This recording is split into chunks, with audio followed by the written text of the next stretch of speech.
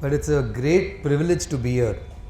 And just 2 weeks back, a very close friend of mine, Arvind Narayan, who was also a very close friend of Balagopal, we were talking about Balagopal and remembering him and actually missing him. And missing his advice that he would have definitely given us at this point. I was very young actually. I was just out of college when I first met Balagopal in Bangalore. And there were few things about him that immediately stood out, and I think a lot of us are inspired and continue to remember him for some of these traits. I still remember, and I was just telling Arundhati as well, when you were talking about the judgments that Balagopal wrote about. We were having a discussion once when he was in Bangalore, and of course Arijit Pasayat came up, and the judgments that Pasayat had been writing, which all of us we continue to lament about how anti-people they are. And Balagopal said this very interesting, his humor, the way he actually expresses himself. He said that, see, the unfortunate part is not just the judgments that Pasayat has written. The unfortunate part is that Pasayat will retire, but his judgments will not retire with him. I think in a way, it kind of really, that for me, some of these memories of Balagopal just inspired me in a way, and also guided me in what the path I have taken. Many years later, Balagopal had come to Bangalore once in 2007 or 8. I don't know, Professor Babaya must correct me. And there was a conversation being had. There was a talk that he had to give on caste and the law. So he came and we were all waiting for him, and he says, he has this bag with him. So he says, please help me. So he comes half an hour before the meeting. He opens his bag which has all these books. So he spreads out a bed sheet, puts all the books over there, and so half an hour we're sitting talking to him, selling the books to those who are coming for the meeting. And a lot of people who came for that meeting who didn't know Balagopal, they thought that he's a book vendor. And then the meeting's about to begin and somebody runs out and tells Balagopal, please come, sir, the meeting is going to start. So then, of course, he looks for one of us and says, please sell the books while I am going inside, and he went in and gave his talk. So there are many such memories that one has of Balagopal, both as a person, as a lawyer, as an activist, and definitely as I would imagine one of the leading thinkers of his time. And which is why when many of the friends said that we miss him, we don't miss him only as a person. I think we miss his political insight today, and in one way, I think going back to the texts of Balagopal are very, very important because I think they are very enlightening. I'm going to start with this one line that Balagopal wrote in 1989, and I think that's the main purpose that this meeting will actually serve. What he says is that one does not go to a convention against fascism to get hold of a definitive analysis of fascism. One goes there to see what fascism means and does to people of different modes of existence, and how effectively they are resisting it. So I think today, in the course of this my talk at least, I am going to look at not just trying to understand what fascism is doing to the working class, but also looking at how people have been fighting it, because I think that's where the inspiration lies. We all know the situation of workers today. It's getting more and more precarious. I think friends from the Vizag steel plant are also here who are fighting an absolutely inspiring battle against the pauperization of the working class, which is inevitable if that steel plant gets sold. So we are actually in a situation where majority of the workers are struggling to eke out an existence. And if we were blind to that, I think COVID in a way kind of opened our eyes to it. When COVID hit us, suddenly for people, and a lot of people who didn't see, suddenly you saw the emergence of the migrant worker, the daily wage worker, the woman worker, the gig worker. The social reality of workers in a way got exposed by the COVID, and I'll talk about that a little more. But I think when we talk about the working class in the Indian context, we'll be failing if we don't recognize the manner in which caste, feudal and patriarchal structures actually also affect. So for instance, sanitation workers is not, they're not just workers, that is caste oppression as well. Across the country, you will see sanitation workers belong to the Dalit community. In Karnataka, they are Madigas. I am given to understand that in Andhra Telangana, they belong to the Reli community. So when we talk about the working class as well, caste, feudal relations, patriarchy, these in a large way are affecting the workers and determining the kind of status that they have even as workers. Just for instance, if you look at the scheme workers across the country, lakhs and lakhs of workers. By scheme workers, I mean the Anganwadi workers, midday meal workers, all women. And today, their entire struggle is for recognition as workers. So they are not even given the status of workers. By not giving them the status of workers, you don't even have to be concerned about their wages, about their working conditions, about their entitlements. So I think, in the Indian context, when we talk of the middle class, of the working class, we cannot only look at it from a class point of view, we have to also look at it in this way. Now coming to what's happening to the working class today, the title that's given to me is the Fascist Assault on the Working Class. And ma'am was talking about the labor codes. Definitely the labor codes are one aspect of it. But I think there are several strands. There are several ways in which this attack is taking place on the working class. And here I'd like to also say one thing, and I'm hoping that very close friends Arundhati and Mihir, that they will also cover it. Ma'am Jahan also will cover this question of fascism. There's some debate. Is it fascism in India? Is it a fascist government or a fascist state or a fascist party, so on and so forth. So I'm really not I'm not going to get into that. All I will say is this, that you call it whatever name you want. You called it Hindutva, you call it fascism, do whatever you want. But recognize the venom of fascism in it. If we do not recognize that, then I think that would be a problem. So what is it that's happening at this point? Several times, some students actually who I've known from many years are here as well. A lot of times when you talk to students, some of them will say, sir, you're wrong. There's no difference between the Congress and the BJP. There's no difference between, you see, Indira Gandhi brought emergency upon us. Modi is doing the same thing. And here I think, one really needs to be very, very cautious. There are certain fundamental differences between previous regimes and this regime. And we have to take cognizance of that. Previous regimes were of course pro-capital. Previous regimes were of course casteist. They also had communal policies. There's no two ways about it. But the previous regimes did not have an ideology which was Hindutva. That is a very, very core difference.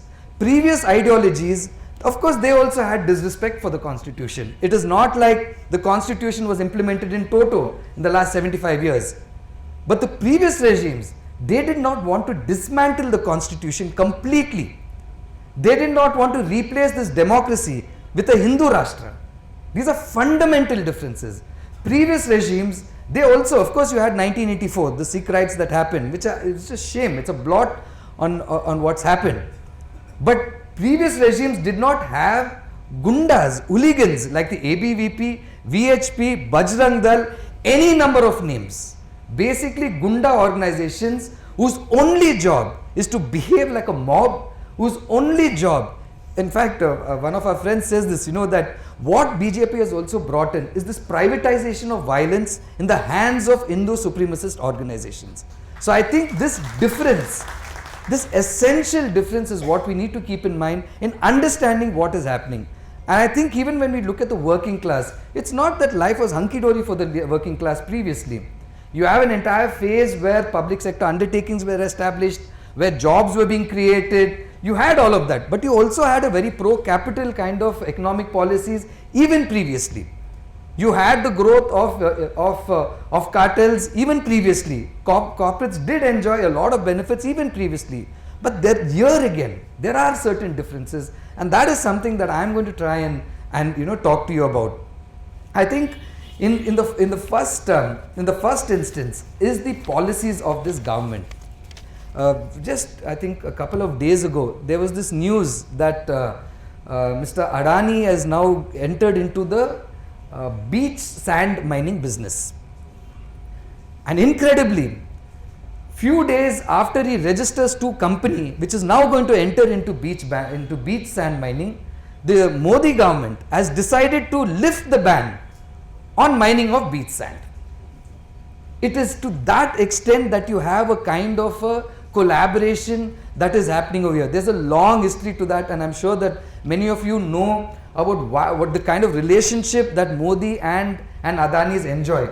When the 2002 Gujarat genocide happened, for once, some of the capitalist houses in Gujarat actually spoke against it. They actually were disturbed by the kind of violence, the genocide that took place over there. One of the corporates who took it upon himself to protect Modi was Adani. The Vision Gujarat that was held at that point in time, he put his full weight behind it. He put his full support into ensuring that Modi started gaining legitimacy, and that relationship from 2002 till now continues, and which is why now Adani has easily become one of the richest people, I think the second or third largest person, richest person in this country. But what is it that's enabling this in the world? Sorry, I have a problem with zeros. See, we are all zero people. They are the people that add the numbers before the zero. Now, what is it that's enabling this?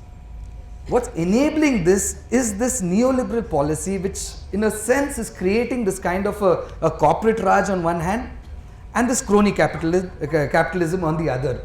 And here I think we need to also understand Modi's approach to this. When I say Modi again, Modi is not a person so far as I am concerned. Modi is the front for the Sangh Parivar. He is a front for the RSS and what the RSS stands for.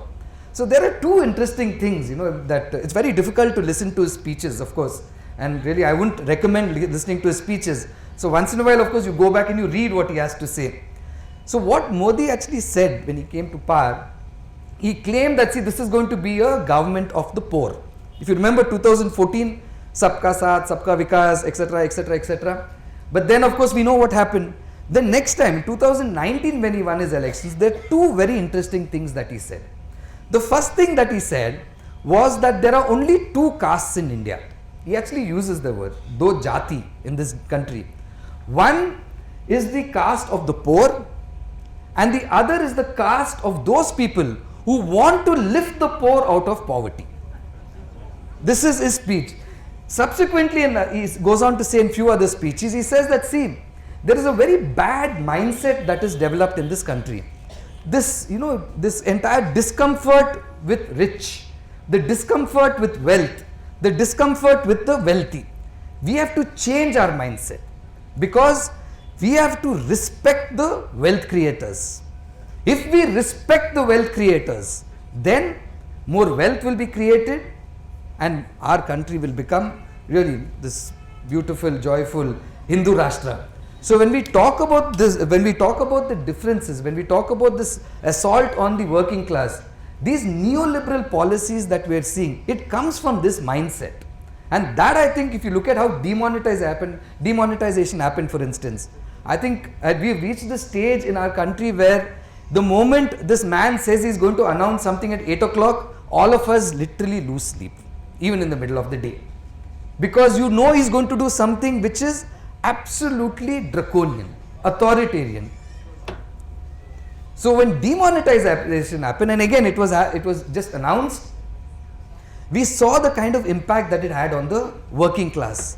Lakhs of people lost their jobs, lakhs and lakhs.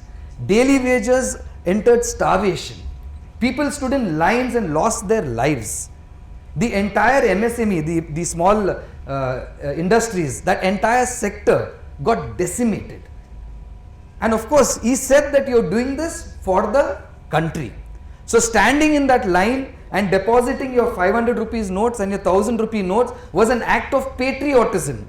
That was how demonetization was sold to this country. But what demonetization did was in effect one of the biggest assaults on the working class. And I think if you look at what's happened in this last 8-9 years, unemployment was already at its peak in 2017-18. All of us know that it was at a 45-year high in 2017 and 18. What demonetization did was to make it even worse than that.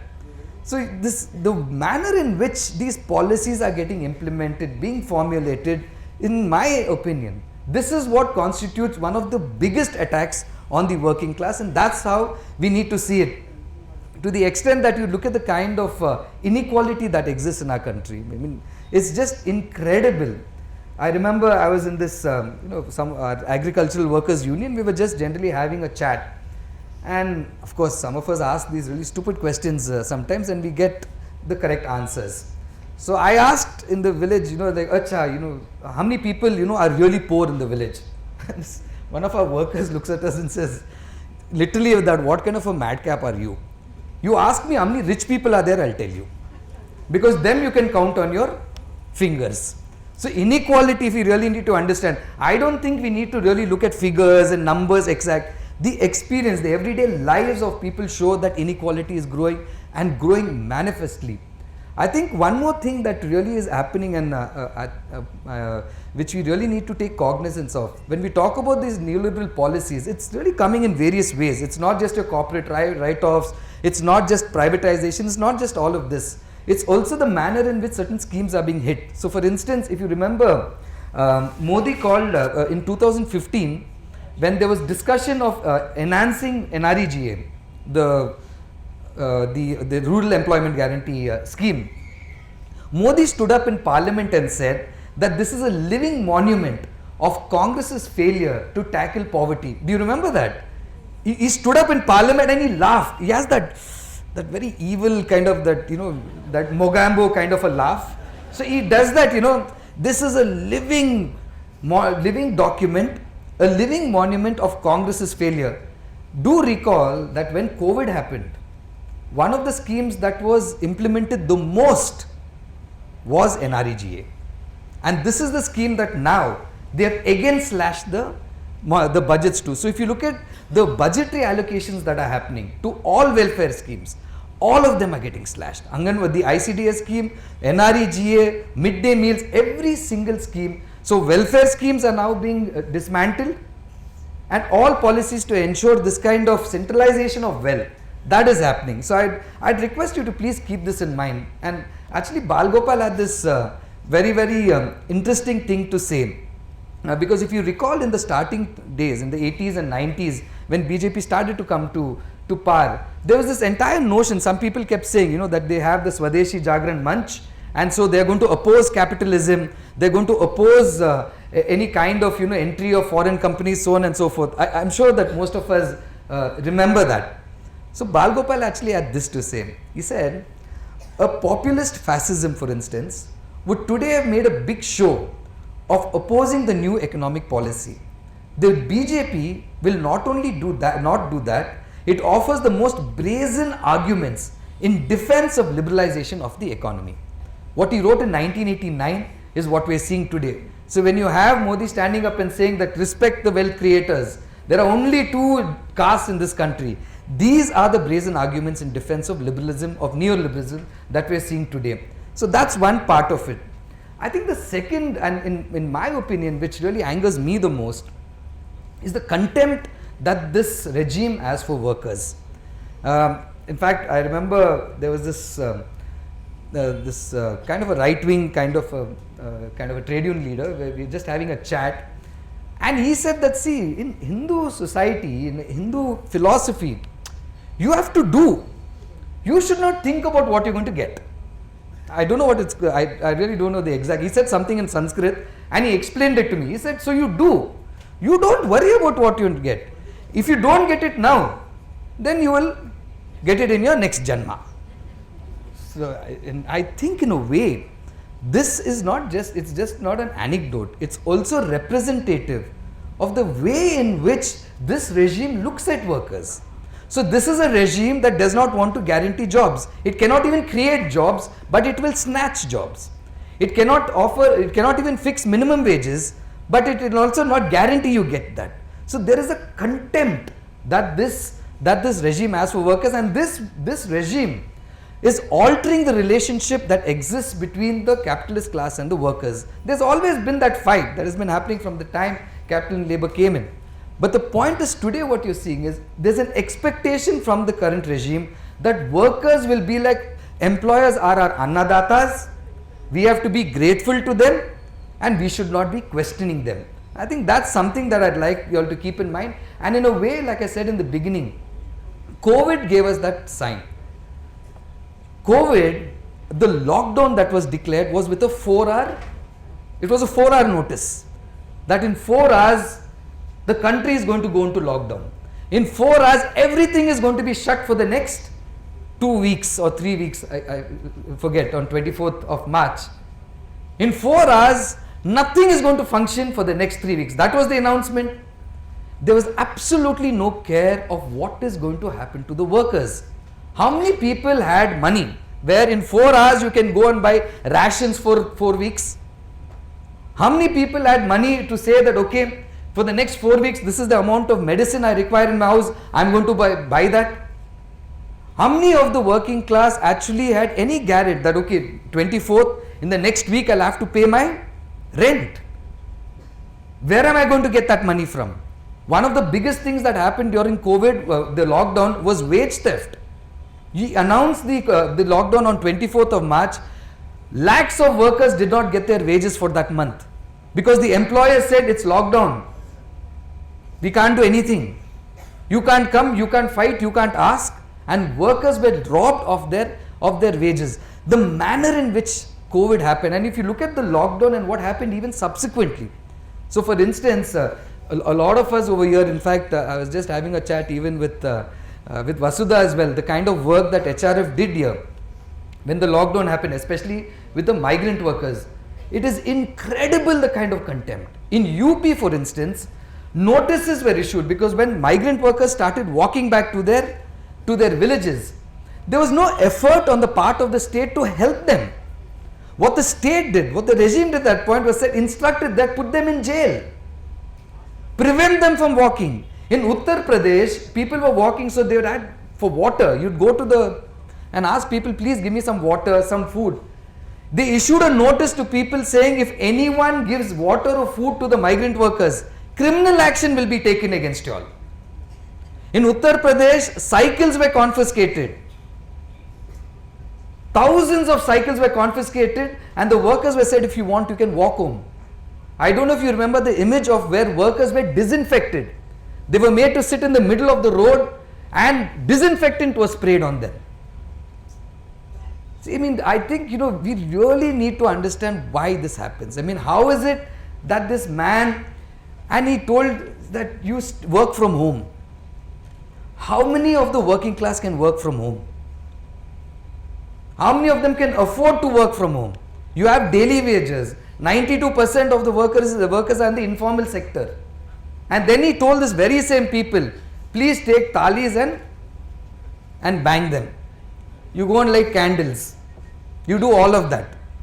So this contempt, I think, in a big way, really came striking through in the lockdown for me. And the images of the workers walking down streets, walking from Karnataka, Tamil Nadu, from Andhra Pradesh all the way to Bihar, Odisha, Jharkhand, and they actually walked. They went and gave an award to this girl who cycled thousands of kilometers back to Bihar. That's how they transformed that. So I would imagine, this contempt that this regime has for the workers, that is something that is unmistakable. The second thing that I think is happening, and it's growing now, is the criminalization of the working class. The struggles of the working class are being criminalized. Many of you will remember, and I think Mihir knows most about this, is in Bombay there was this very big struggle of contract workers in Reliance Energy Limited. The struggle was against contractualization, demanding permanent, better wages, so on and so forth. They were the main leaders, 5 of them, all Dalit leaders. They were all arrested and charged under UAPA. Initially, the allegation was that you all are responsible for Bhima Koregaon violence. Subsequently, it changed to that you all are members of the CPI Maoist party. And when these workers applied for bail in court, they were in jail for 3 years. One of the objections that was filed, in the objections the government says that you all said Lal Salam.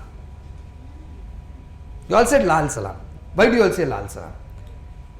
It also said that you all tried to strike and close the factory. Strike mane obviously you're going to close the factory.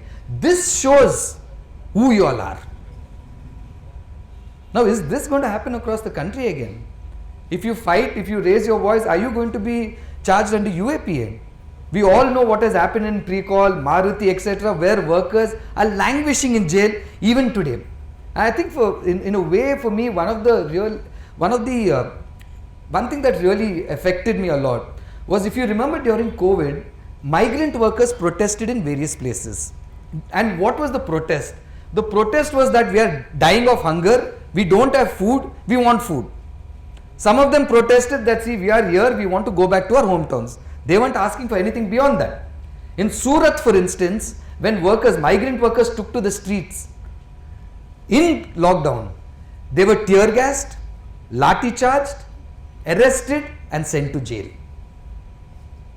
This is what is happening with the working class today. And I think our friends from the trade union, we all know that right now it's becoming more and more difficult to organize struggles. The police, the intervention of the police is increasing ever more. You have a protest, they will come and stop you. You have a protest, they will say, you want, go to court. Why do you have to come and sit outside the factory gates? So this criminalizing of working class struggles, that is one essential element of this assault. I think the third thing that is happening, and which ma'am was also referring to, is the dismantling of the labor law regimes. Now again, like I said, it's not that these laws were being implemented in toto, but there is a history to it. So if you look at, say for instance, the Industrial Disputes Act 1947, the struggles of the working class to ensure that law was passed. The Trade Unions Act 1926, the right to organize yourself. So if you look at all of these legislations, whatever protections that workers enjoy today, it is not the largesse of the state that was bestowed on them.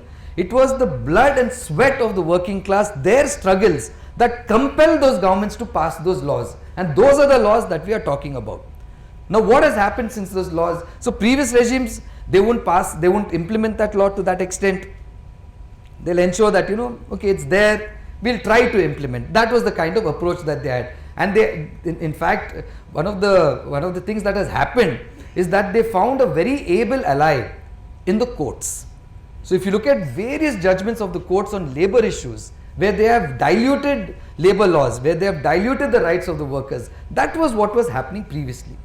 Now what you have is a complete dismantling of the labor law regime. Even before the codes came, the codes are now. Before the codes, when the lockdown was happening on 5th of May 2020, the Labour Ministry issued a letter to all the state governments, to the secretaries of the chief ministers, in which they said that all state governments are requested to please make the following changes in your laws, in all your labor laws, because COVID has happened, lockdown has happened, economy is in a bad way. So you have to now limit the rights of the workers. So they asked for increasing the threshold level of various laws. They also asked for working hours to be increased from 8 hours to 12 hours. There's a letter, and I'll actually circulate that letter, which we got with great difficulty. This happened in May 2020. And of course, this Naomi Klein, in a book, Shock Doctrine, where she explains this very beautifully, that if you look at most of these kinds of regimes, this kind of very authoritarian kind of, fascist kind of regimes, they always use disasters as a time to push through whatever reform they want. There's some term that this man uses in Hindi, avsar something. Abda mein avsar.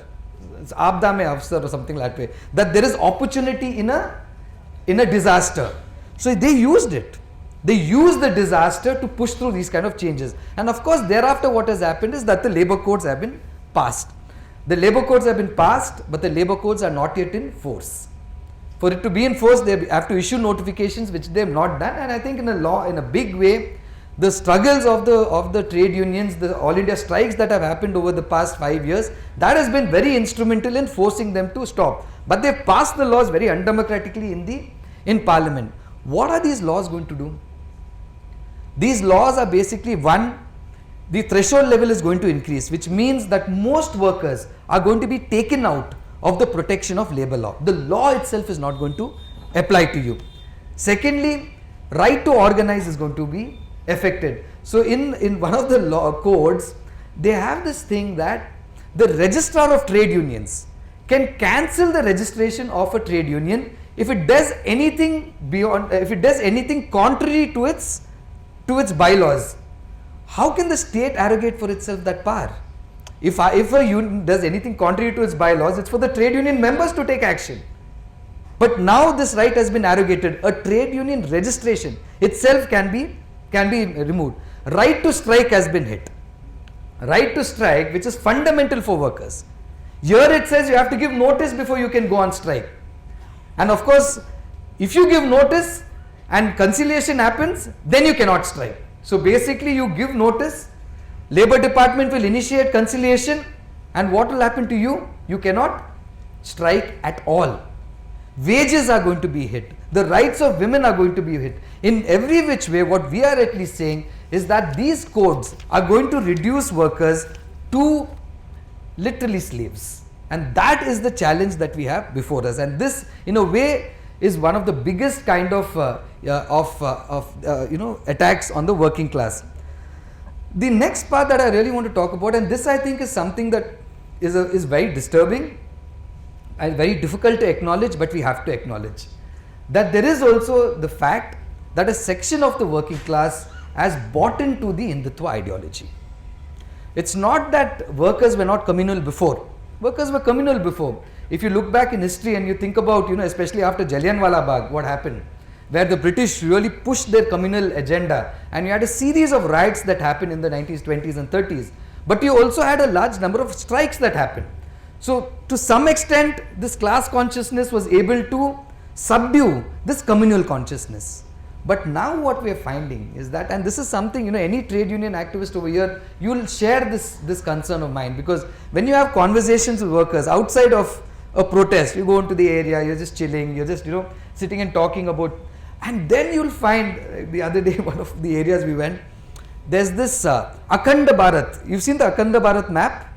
It's, I think, from Afghanistan up to Thailand, everyone is there in that. So this Akhanda Bharat map was on one of our workers' doors, and we had to go meet him because his wife was unwell and we couldn't meet. So anyway, we went and we were having chai, and I missed this. So on coming out, I saw Akhanda Bharat map, and this is a very good activist, very good activist. So we said, okay, now we can have another chai. So we go back inside and we ask him, what is this? So he said, no, this is Bharat. I said, but this is Pakistan, Afghanistan. No. Bharat used to be like this before. So now we have to bring it to that shape again.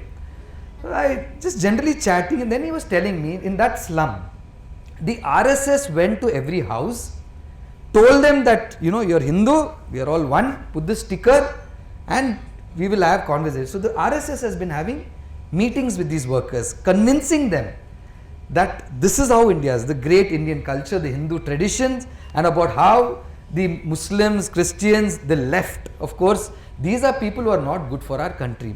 And see, there are several other things that are happening that has created this kind of a consensus, this consent even for Hindutva in the working class. And I am only saying this because if we don't acknowledge it, we are not going to address it. And they have done it in a very, very sustained way. Ma'am was saying, the entire Hindutva ideology, it has a long history in this country. It's uninterrupted, it's sustained, and it is deliberate. There's been an entire effort to create a kind of consensus around that. And along with that, at least among the working class, what we have found is that the BMS, the Bharatiya Mazdoor Sangh, which is RSS's trade union formed in 1955, they are playing an extremely crucial role. So if you read their approach to the working class struggles, it's incredible. So they say that we are completely against the conflict. There cannot be conflict. We can never promote conflict between the workers and the employers, because this is all one big family. So the industrial family, they call it the industrial family. And since we are all in this industrial family together, we need to work together. And ultimately the employer and us, we all have only one aim, which is to build Hindustan. So the workers should not fight against the managements, and most of you know this, BMS is probably the biggest trade union in the country today. If you look at the struggles that has been had in the last 5 years, where all central trade unions have been opposing the labor codes, BMS has actively, not only have they not participated in these protests, they have actually gone and mobilized people to say that the labor codes are extremely essential for the country. Of course, they'll say that some things have to be changed here and there, but the labor codes as they stand, at least in general, they are very, very accepting of this. I think, what's happening is that now it's gone to a situation where a lot of people who I friends of mine, very close friends of mine who I have conversations with, and they keep saying that, see, the RSS and BJP, BMS, they're trying to mislead the workers. I'm saying, that's stupidity. They are trying to lead the workers. They are trying to lead the workers into the direction that they want, to believe the particular ideology that they have. So this is not a thing of people being confused and some kind of a confusion. It's not confusion that's being created. It's an ideological consensus that is being created, and unless we contest that, we're not going to be able to defeat them. So by this, now what we have, I think, is a really serious kind of a situation before us, and in a way, I think there is a history of the working class having fought against fascism. If you look at what happened in Germany and the entire struggles of the working class, then there's much written about it. I can only request you to please read about it. Inspirational struggles of the working class even in Nazi Germany. We also have seen what the working class have done in our own country when the colonial rulers tried to divide them. And I think that unity is something that we really need to preserve. And in a way, the farmers have understood this. So if you look at the farmer struggle that took place in Delhi against the 3 farm laws, they had this very interesting kind of an understanding of the Modi regime. They said that this Modi regime is an Adani Ambani Raj. It's a corporate Raj. So while articulating, they rebuffed every single attempt of the Modi regime to communally divide the farmers. I think all of us must really draw much inspiration from that. And in a way, I think what the farmers did was they recognized what Baba Saheb Ambedkar said many years ago, that the biggest calamity that can fall upon this country is Hindu Rashtra. He said that, I forget about, I think it was in India and Partition. It's in that book that he had written this. The farmers have understood this. I think now it is the time, and I think a lot of the working class have actually understood that this is just not a struggle to protect our rights, whatever limited kind of laws that are there. This is a struggle to protect, this is a struggle for the idea of India. It's a battle for the idea of India. It's a struggle, it is a battle to preserve democracy in this country. And it is only in doing that we can protect our rights. And which is why you will find now in numerous struggles, workers are actually not falling for the trap of economism. That is, my wages have to go, I have to get some bonus. They are going way beyond that. How much time do I have? 5 minutes, okay. I just want to tell you a few stories and then I'll end. It gets it's very bleak. 5 minutes. Yeah. It generally gets too bleak and we feel like, oh really, what do we do? But I think we can do, there's lots happening, there's much more we can do, and I think we need to just go at it, because this is not a irresistible fascism. This is a fascism can be destroyed, can be lifted and thrown out hook, line and sinker. I have absolutely no doubt about that. So one of the struggles that I really want to share with you, where you move outside of economism, is the sanitation worker struggle that we have been involved in. I'm only sharing, that's not that because I'm involved in it, I want to share it with you. It's also because I've been deeply inspired by these struggles. So the sanitation workers, like I said, it's basically triple oppression. It's class oppression, it's caste oppression, and it's gender oppression. All of them are Dalit, entirely women, all of them poor. Now how is it that you fight that? So when we started our work with the sanitation workers, we did not talk about, of course we talked about wages, that contract labor should be, should be removed, become permanent. We spoke everything. But the central argument of ours was the question of dignity. That unless workers are treated with dignity, you are not going to be able to achieve anything. Why dignity? When a sanitation worker goes and asks for water. When you're sweeping, you go to somebody's house, you knock the gate and say, give me water. What happens, at least in Bangalore, is most households will give them water in the bathroom jug. That's how water is given to them. So workers, what they do is, because of that, and there's no toilets for them. So they don't drink water through the day because there's no toilet to go to. So most of them have these health issues also concerned with that. Secondly, what happens is most people will call them Kuppama. Kuppama means garbage lady. So it's not even like you're a human being, you're a woman who has a life, desires. No, you are dust, you're dirt, you're garbage. And officials, how would officials treat them? When the union work began, the workers would not even go into an office because the officers will not let them in. The officer said, you all are not even supposed to come into our offices. So this is the kind of treatment that the workers had. So we said that, see, let's fight that first. We'll succeed there and we'll succeed elsewhere.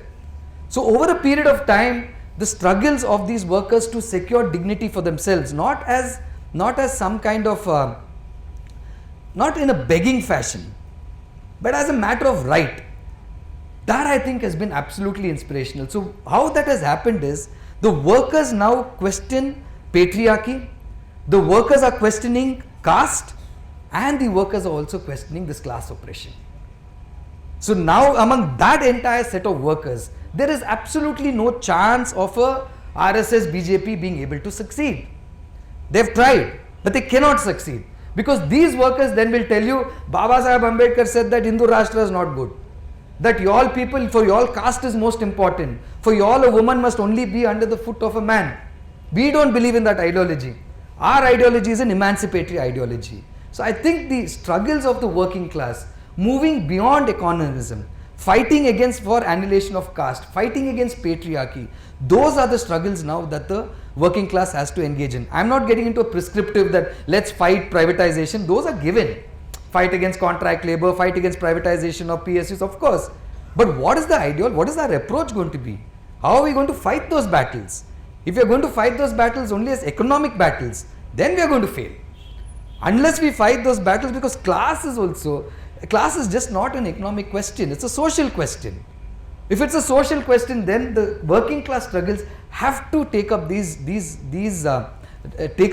as part of that struggle, which is annihilation of caste, which is against fighting patriarchy. I think that is one of the most important things that we can keep over here. And I mean, I'm going to go back to this thing that Bhagat Singh actually wrote. In 1928, Bhagat Singh wrote this very interesting essay called Communalism and its Solutions. In that, he of course talks about the way in which the British are trying to use communalism to divide the workers, and very in his typical sense, he says that it's very important that to fight communal consciousness, we build class consciousness. But class consciousness is not economy, as I said. And I think that's really something that we need to go back to. And of course, Bhagat Singh gives a very interesting, he talks about this communal right that is happening in Calcutta, and a trade union that not only does not participate in it, it actively goes and stops that riot. That is the role of trade unions today. That is the role of the working class struggles today. I'd like to end with something that Balagopal said, because I was just having a chat with Professor Babaya, very, very, again, somebody who I'm deeply inspired by. But I think sometimes he sees that things are too bad. What Balagopal said is this: the only hope is that the resistance that the people have been expressing time and again, and their capacity for not only uncontrolled outbursts but also disciplined and organized protest. It would be cheating oneself to believe that the resistance is strong enough to overcome the fascist onslaught, but then it is only by courageously facing the onslaught that resistance can strengthen itself. I think that is the way forward for us. We are fighting, we will keep fighting, and it's only through those fights that we are going to be able to defeat these fascist forces. Inqilab Zindabad, Jai Bhim, Lal Salam.